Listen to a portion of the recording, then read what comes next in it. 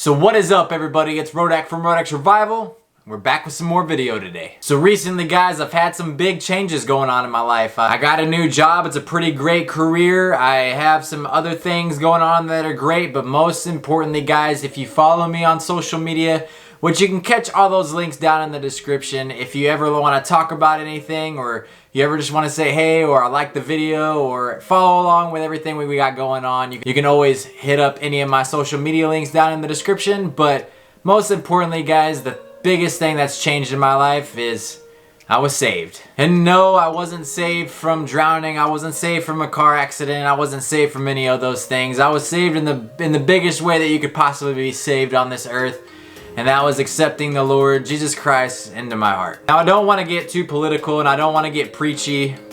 No pun intended. But I did want to come on here and talk to you guys about the lead up of how everything happened, how I was brought up and things of that nature, and why it took me to get to here to be able to realize this and accept this. So yeah, guys, make sure you stick around to the end of the video because I am going to throw in the footage at my actual baptism. So I hope you guys enjoy. Let's jump into a little bit of story time. So growing up, guys, church was not a thing in my household. We didn't go to church at all. I had always believed that there was a in God and things of that nature, but I never really knew much about it. I heard my grandparents speak about Jesus and things of that nature, but it was never a thing where we went to church. Pretty much my whole school life goes by and I'm like 18, 19, and I go do some exploring on my own, and I went to probably 5 or 6 different churches, and every single one of them always kind of left a bad taste in my mouth. Whether it was the fact that I felt like they were pushing some sort of agenda that was outside of just praising God and being saved and things of that nature, or they were saying that you have to do this or pay this amount of money and things like that nature, and I thought those were all extremely bad. So I had completely given up on church and everything at that moment. At around 2021, I just didn't care anymore. But I was never an atheist or anything like that. I believed that there was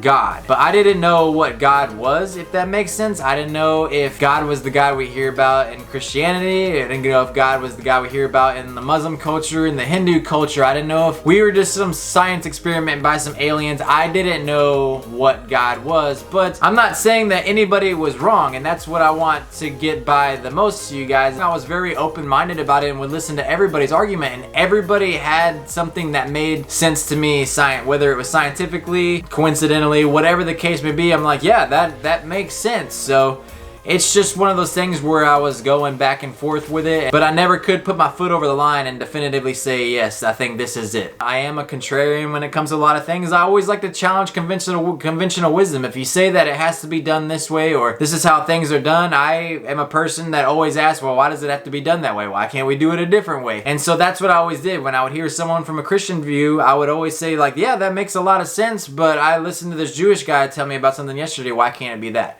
Listen to this Muslim person talk the other day. Why can't it be that? So this is where I always bounced back and forth. So there was somebody very special in my life, very close in my life, and they were wanting to get back into the church, and then they asked me if I would go with them. And this pastor in this church, Rick, he is great. He's an amazing guy. I met him like 2 years ago at the rink. Every single time I would see him at the rink, he would always ask me when I was gonna come visit his church, just at least once. But like I said, I always had the bad taste in my mouth, and at that point I thought he was just trying to get me to come to his church just like everybody else did. But I knew he was a good guy, never treated me any different because I didn't come to church, never gave up on trying to get me to come to church. Someone special in my life wanted to start attending again. They were going to go check out that church. I was like, sure, yeah, I'll go with you. I'll keep an open mind, and that's what I always said. I would always keep an open mind, guys. I never went in there to try to rebuttal anybody's comments. I just always went in there and listened and tried to learn. And yeah, the first couple times I was there, some things I agreed with that I heard, some things that I disagreed with what I heard. But what I really appreciated from Rick was that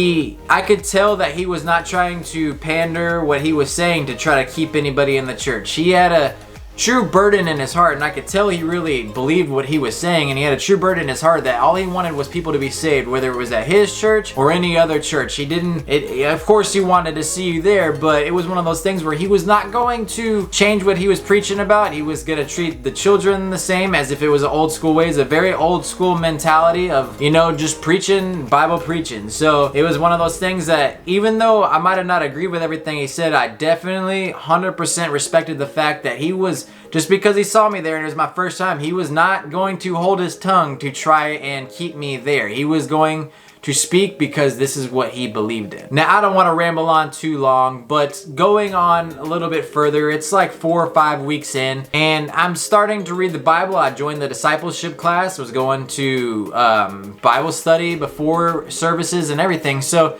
I was really interested because I always love learning, and this was very interesting to me because I had never truly read the Bible, and maybe that was just ignorance on my part by throwing caution to the wind and saying that these things can't be true, but never really doing the research. So that's just being ignorant on my part. But I felt like I kept straddling the line. There would be times where I would fully want to believe, and then there'd be times where something would happen or a thought would come out of my head, and I'm like, no, wait, well that's ridiculous. Like, you know, going back to my old ways. But then there was a certain day. Now guys, if you don't know, when I left my last job, I took a chance and took a risk on another position that I was hoping was gonna work out, and I took a risk, and the risk didn't work out in my favor. So there was quite a bit of time where I was unemployed and things of that nature. And that month, I'm not even gonna lie to you, it was I didn't know how I was gonna be able to pay my electric bill that day. And then I was going to interviews, I was passing out resumes, just going to random places and handing out resumes, filling out applications like 50 to 100 a day, and I was just doing anything I could to get a job. Now that day I woke up and I just had this over inclination to just pray.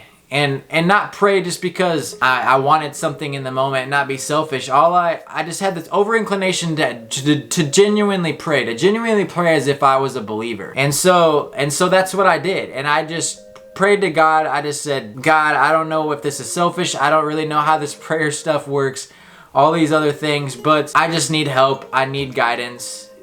I don't know what else to do at this point. Now a few hours go by, and then my grandmother comes by and she randomly hands me a check that covers my electric bill by $1. This is not something I had told her about or anything like that. It was just crazy, and I remember I just broke down, and I was just like, but I still had that like 1 foot on either side of the fence, and was just like, no, maybe it was just coincidence, something like that. And then literally 30 minutes later, I got a call from a job that is now my current job that, you know, really does pay well. It's the best paying job I've ever had in my whole entire life. I remember after I got off the phone, it was so hard to contain my emotions on the phone. Right as I got off the phone, I just broke down for like an hour or two because I was just like, I had fought it for so long, and I was just so beaten up and tired from fighting it that at this point I was like, there's no way that I can say that this is a coincidence anymore. I felt like that was God's way of saying, this isn't how I always respond to prayers. I give you what you need and not what you want, in a sense. And it was like, I felt like he knew that I genuinely meant that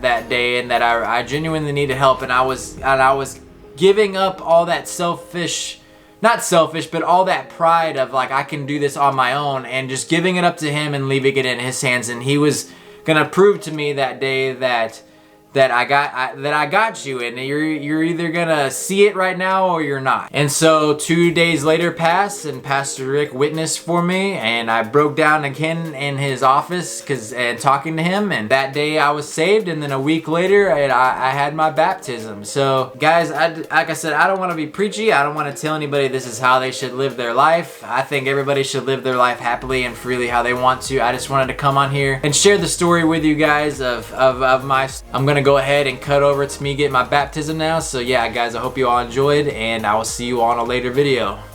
Peace. Corey's came forward today. Corey, do you know for sure that you're saved? Upon your public profession of faith, I baptize you, my brother, in the name of the Father, in the name of the Son, the Holy Ghost, buried in the likeness of his death, raised to walk in newness of life.